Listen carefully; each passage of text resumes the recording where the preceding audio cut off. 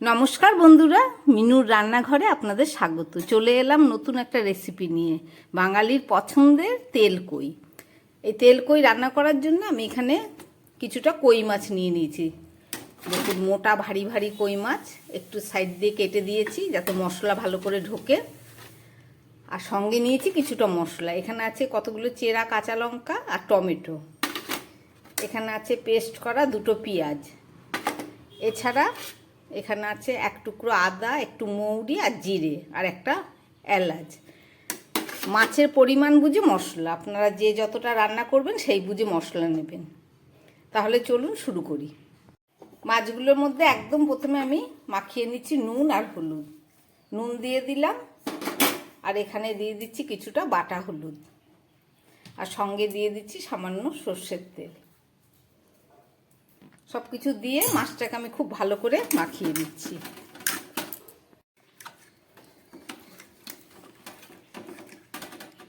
মাছগুলোর মধ্যে খুব ভালো করে নুন হলুদ আর তেল মাখিয়ে নিলাম। এটাকে এখন 10 মিনিট রেখে দিই। চলুন বাকি মশলাগুলো রেডি করে ফেরত আসছি। তেলকই রান্না করার জন্য একটা ফ্রাই প্যান বসিয়ে দিয়েছি। আমি তার মধ্যে দিয়ে দিচ্ছি পরিমাণ মতো তেল, সর্ষের তেল দিচ্ছি। পুরো রান্নাটাই সর্ষের তেলে হবে।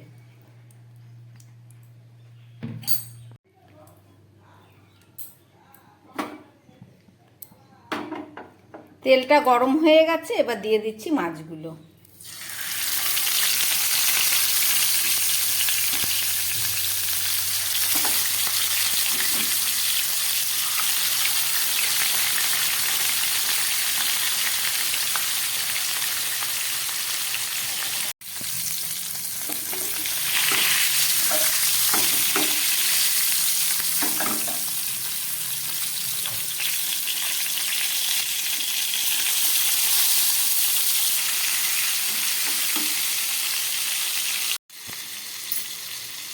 মাছগুলো ভাজা হয়ে গেছে, এবার আমি তুলে ফেলছি। মাছ মাছ ভাজা একদম রেডি। চলুন এবার রান্নাটাকে করে নিই। এই মাছ ভাজার তেলের মধ্যে আমি আরো কিছুটা তেল দিয়ে দিচ্ছি। যেহেতু তেলকই, তেলের পরিমাণটা একটু বেশিই দিতে হবে। আর দিয়ে দিচ্ছি একটু কালো জিরে। এবারে দিয়ে দিচ্ছি এই যে পেস্ট করে রাখা পেঁয়াজটা। এখানে মাঝারি দুটো পেঁয়াজ আছে।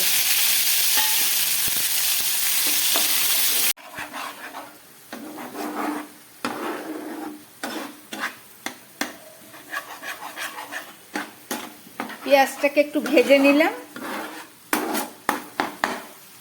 পেঁয়াজের কাঁচা গন্ধটা চলে গেছে। এবার আমি এর মধ্যে দিয়ে দিচ্ছি টমেটো, আর দিয়ে দিচ্ছি কিছুটা চেরা কাঁচা লঙ্কা।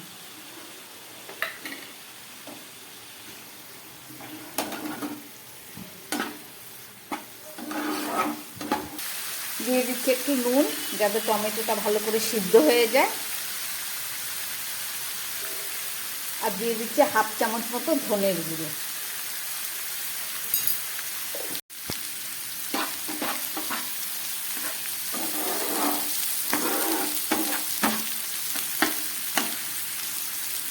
ধনের গুঁড়ো দেওয়া হয়ে গেছে, এবার দিয়ে দিচ্ছি একটু লঙ্কার গুঁড়ো। আর দিয়ে দিচ্ছি সামান্য গোলমরিচের গুঁড়ো, 1 চামচে 4 ভাগের 1 ভাগ।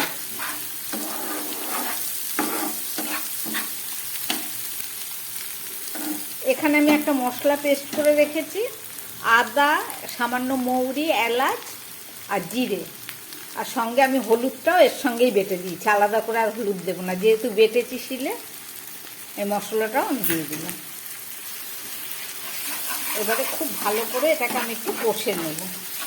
কষিয়ে নেবার পরে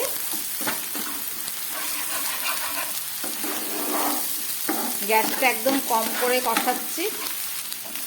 সামান্য একটু জল দিয়ে দিচ্ছি যাতে খুব ভালো করে মশলাটা আমি কষিয়ে নিতে পারি।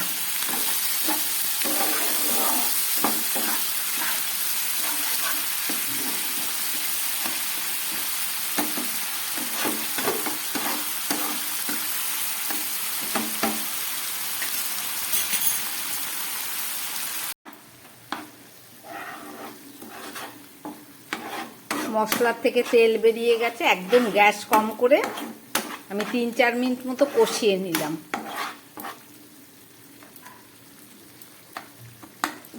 লঙ্কা, টমেটো, মশলা সব সিদ্ধ হয়ে গেছে। এবার আমি এর মধ্যে দিয়ে দিচ্ছি পরিমাণ মতো জল, উষ্ণ গরম জল দিলাম।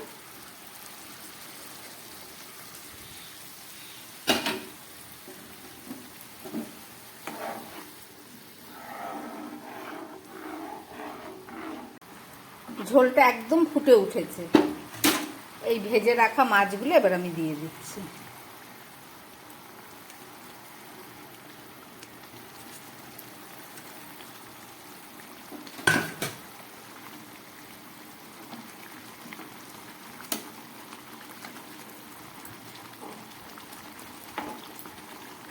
মাছগুলো খুব ভারী তো, ওপর দিয়ে ঝোলটা দিয়ে দিলাম। এবার একটু উল্টে দিয়ে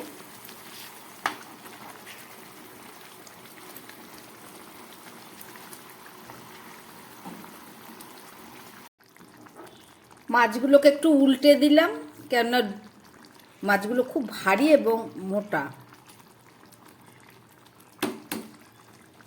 একদম ফুটছে ঝোলটা। এবার আমি একটা ঢাকা দিয়ে দিচ্ছি। ঢাকা দিয়ে একটু গ্যাস কম করে প্রায় 5-6 মিনিট মতো রান্না করব। ফেরত এসে দেখাচ্ছি। 5-6 মিনিট পরে ফেরত আসলাম। ঢাকা খুললাম, গ্যাসটা একদম কমেই আছে। দেখুন চারিদিক দিয়ে তেল বেরিয়ে গেছে।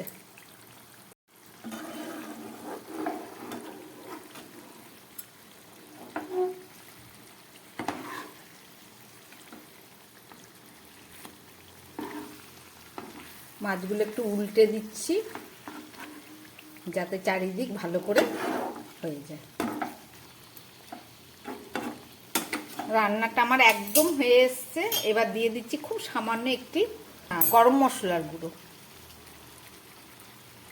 একটু গরম মশলার গুঁড়ো দিলাম,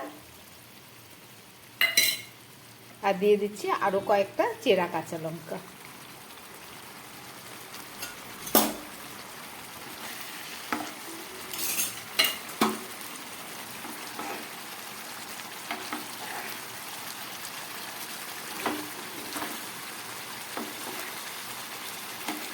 রান্নাটা আমার একদম রেডি হয়ে গেছে। এবার আমি গ্যাসটাকে বন্ধ করে দেবো।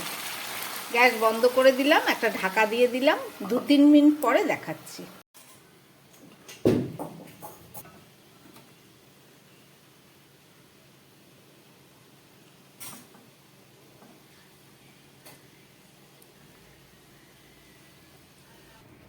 রান্না করলাম তেল কই। আপনারা রেসিপিটা দেখলেন, আশা করি আপনাদের ভালো লেগেছে। এভাবে রান্না করে খাবেন, দারুণ সুস্বাদু একটা রেসিপি। আমার বানানো এই রেসিপি যদি ভালো লাগে তাহলে আমার চ্যানেলটাকে লাইক করবেন এবং সাবস্ক্রাইব করবেন। নমস্কার, সবাই সুস্থ থাকবেন, ভালো থাকবেন।